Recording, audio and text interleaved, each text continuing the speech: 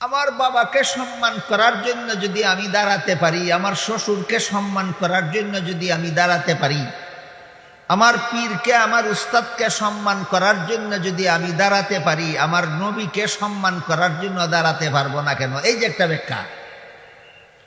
ব্যাখ্যাটা পাইলাম কোথায়? মনের কোনায়। ব্যাখ্যাটা পাইলাম কোথায়? মনের কোনায়। এই মন গড়া ব্যাখ্যাটা রাসূলের একটা হাদিসের বিরুদ্ধে যায়। এই মন গড়া ব্যাখ্যাটা রাসূলের একটা হাদিসের বিরুদ্ধে যায়। হাদিসটা হলো পৃথিবীর বিখ্যাত হাদিসের কিতাব মিশকাত শরীফ, 2য় খণ্ডের 403 পৃষ্ঠায় বর্ণিত হাদিস। আল্লাহর রাসূল বলেন, মান সাররাহু আন ইয়াতামাসসালা লাহুর রিজালু কিয়ামান ফালইয়াতাবাওয়া মাকআদাহু মিনান নার। এর অর্থ হইল, যাকে দাঁড়াইয়া সম্মান করলে খুশি হয় তার ঠিকানা জাহান্নামে। কি বলছেন রাসূল? যাকে দাঁড়াইয়া সম্মান করলে খুশি হয় তার ঠিকানা জাহান্নামে। কাজেই আমার নবীকে দাঁড়াইয়া সম্মান করলেই তিনি খুশি হবেন। খুশি হইলে তো ঠিকানা জাহান্নামে হবে। কাজেই যে নবী বললেন যে দাঁড়াইয়া সম্মান করলে যে খুশি হয় সে জাহান্নামী, এই নবীকে দাঁড়াইয়া সম্মান করলেই খুশি হন, হইতেই পারে না। সুতরাং আমার মন গড়া ব্যাখ্যাটা কার বিরুদ্ধে গেল? নবীর হাদিসের বিরুদ্ধে গেল। কার বিরুদ্ধে গেল? নবীর হাদিসের বিরুদ্ধে। এছাড়া কেউ যদি কারো বাবার সম্মানের জন্য দাঁড়ায়, কেউ যদি কারো শ্বশুরের সম্মানের জন্য দাঁড়ায়, কেউ যদি কারো পীর উস্তাদের সম্মানের জন্য দাঁড়ায়, আপনারা বলুন, যার সম্মানের, যাকে সম্মান করার জন্য দাঁড়াইল, তিনি আসলে দাঁড়ায় না না আসলে দাঁড়ায়? আসার পরেও তাকে দেখলে দাঁড়ায় না না দেখলে দাঁড়ায়? তুমি যে তোমার নবীকে সম্মান করার জন্য দাঁড়াইলে, তোমার নবী আসলেন কখন আর তুমি দেখলে কখন? কাজেই মন গড়া ব্যাখ্যাটা কত বড় জঘন্যতম ভ্রান্ত সেটা কি আপনাদের বুঝে আসলো? আরেকটা হাদিসের বিরুদ্ধে যায়। যদি বলো আসেন, যদি তর্কের খাতিরে চাপাবাদি করে বলো যে আমার নবী আসছেন, আমি আশিকে রসুল, এই জন্য আমার চোখে নবীকে দেখছি, তোমরা আশিকে রসুল না, তোমরা দেখো না, এমন চাপাবাজিও করে যে নবী আসছেন আমি দেখছি, আমি আশিকে রসুল হওয়ার কারণে দেখছি। নবী আসলে আশিকে রসুলের চোখে দেখে, অন্যরার চোখে দেখে না। এখানে তুমি আশিকে রসুল না, তুমি দেখছো না। তোমার এই চাপাবাজিটা যদি মান্য নেই, এই চাপাবাজিটা নবীর আরেকটা হাদিসের বিরুদ্ধে যায়। সেই হাদিসটা হইল, আল্লাহ রসুল বলেন, আল আম্বিয়াউ আহইয়াউন ফি কুবুরিহিম। নবী রসুলগণকে দাফন করার পর আল্লাহ তাদেরকে জীবিত করে দেন, এবং জীবিত হয়ে নবী তোমাদের কোনো অনুষ্ঠানে আসেন না, রওজা শরীফের ভিতরে থাকেন। নবী বলেন আসেন না, হেকায় আসেন। তার সাফাবাজি কার বিরুদ্ধে গেল? হাদিসের বিরুদ্ধে গেল। এই সমস্ত ব্যাখ্যার নাম হইল মন গড়া ব্যাখ্যা। 2টা উদাহরণ দিলাম, বুঝে থাকতে বলুন। ইমানে মুফাসসলের 6 কথা মন গড়া ব্যাখ্যা মত মানার কারণে কত দল মুসলমান জাহান্নামী হবে, আর সহি ব্যাখ্যার কারণে একদল মুসলমান জান্নাতি হবে। এবার বলুন, মন গড়া ব্যাখ্যা পাওয়া যায় কোথায়? কানে বুঝছেন? মন গড়া ব্যাখ্যা পাওয়া যায় যার যার মনের কোনায়। মনের কোনার থেকে সাফাবাজি শুরু করে, ব্যাখ্যা দেওয়া শুরু করে। এবার আমরা বোঝার চেষ্টা করব 6 কথার সহি ব্যাখ্যা পাওয়া যায় কোথায়। সামনের কথা শুনতে শুনতে পিছনের কথা ভুলে যান কিনা এটা আবার দেখি। আগে বলুন 6 কথা পাওয়া যায় কোথায়? তাহলে বলছেন না।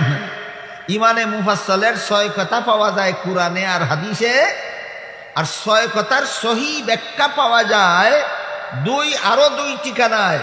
এক ঠিকানার নাম নবীর সুন্নত, আর এক ঠিকানার নাম সাহাবায়ে কেরামের জমাত। 6 কথার যে ব্যাখ্যা নবীর সুন্নতে পাওয়া যায়, সেই ব্যাখ্যা মতো যদি আপনি 6 কথা মানেন, 6 কথার যে ব্যাখ্যা সাহাবায়ে কেরামের জমাতে পাওয়া যায়, সেই ব্যাখ্যা মতো যদি আপনি 6 কথা মানেন, তাহলে আপনি সহি ব্যাখ্যা মতো 6 কথা মানেন। আপনাকে আল্লাহর রাসূল জান্নাতি মুসলমান বলেছেন, আর এই জন্যই আপনার নাম আহলে সুন্নাত ওয়াল জামাত। প্রথম প্রশ্নের জবাব, 72 দল মুসলমান 6 কথায় বিশ্বাসী হওয়ার কারণেই মুসলমান, তারপরও যে দোষের কারণে এরা জাহান্নামী হবে, এই দোষটা হলো এরা 6 কথা বিশ্বাস করবে মন গড়া ব্যাখ্যা মতো। এই কথা জীবনভর সমস্ত মুসলমানের মনে রাখা দরকার। রাসূল যে হাদিস শরীফে বলেছেন 72 দল মুসলমান জাহান্নামী হবে, এরা মুসলমান কেন? 6 কথায় বিশ্বাস করার কারণে। জাহান্নামী কেন? 6 কথার মন গড়া ব্যাখ্যা বিশ্বাস করার কারণে। আমি আপনাদেরকে বুঝাতে পারলাম কিনা আমার নিজেকে পরীক্ষা করার জন্যই আপনাকে জিজ্ঞেস করতে হবে। হাদিস শরীফে যে রাসূল বলেছেন 72 দল মুসলমান জাহান্নামী, এবার বলুন তো এরা মুসলমান কেন? 6 কথা বিশ্বাস করার কারণে। জাহান্নামী কেন? এরা 6 কথা বিশ্বাস করে কিন্তু সহি ব্যাখ্যা মতে নয়, মন গড়া ব্যাখ্যা মতে। শুধু এই বিষয়টার উপর অন্তত 3-4 ঘন্টা আলোচনা হওয়া দরকার। আমাদের সমাজের মুমিন মুসলমানের ঈমান আকীদার যে দুর্দশা, এই দুর্দশার সংশোধনের জন্য শুধু এই বিষয়টার উপর 3-4 ঘন্টা আলোচনা হওয়া দরকার। এত লম্বা আলোচনা কেউ আজকাল মনোযোগ দিয়া করারও সাহস করে না, আর এত লম্বা আলোচনা আমি করার মতো শক্তি সামর্থ্য রাখি না। এই জন্য কথাগুলি অনেক কথা আমার অতি সংক্ষেপে আপনাদের সামনে বলতে হবে, একটু মনোযোগ সহকারে শোনার বোঝার চেষ্টা করবে। 72 দল মুসলমান 6 কথায় বিশ্বাসী হওয়া সত্ত্বেও এরা মন গড়া ব্যাখ্যা মতো বিশ্বাস করার কারণে এদেরকে আল্লাহ রাসূল জাহান্নামী বলেছে। একদল মুসলমান এই 6 কথায় বিশ্বাসী বলেই মুসলমান, কিন্তু এরা মন গড়া ব্যাখ্যা মতো বিশ্বাস করে না, এরা সহি ব্যাখ্যা মতো 6 কথা বিশ্বাস করার কারণে এরা জান্নাতি মুসলমান। আমার কথা বুঝে থাকলে বলেন 72 দল মুসলমান 6 কথায় বিশ্বাসী জাহান্নামী কেন? মন গড়া ব্যাখ্যা। একদল মুসলমান জান্নাতি, এরাও 6 কথায় বিশ্বাসী, জান্নাতি কেন? 6 কথা সহি ব্যাখ্যা মতো বিশ্বাস করে। এখন প্রশ্ন জাগে, তাহলে এই 6 কথার সহি ব্যাখ্যা পাওয়া যায় কোথায়?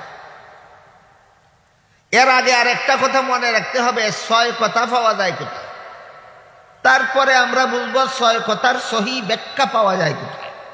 আগেই বলেছি ঈমানের 6 কথা কোরআনে হাদিসে পাওয়া যায়। কোরআনের বিভিন্ন আয়াতে আল্লাহ এই 6 কথার বিবরণ দিয়েছেন, রাসূল তার বিভিন্ন হাদিসে এই 6 কথার বিবরণ দিয়েছেন। সুতরাং ঈমানের 6 কথা পাওয়া যায় কোথায়? কোরআনে আর হাদিসে। মনে রাখতে হবে আপনাদের।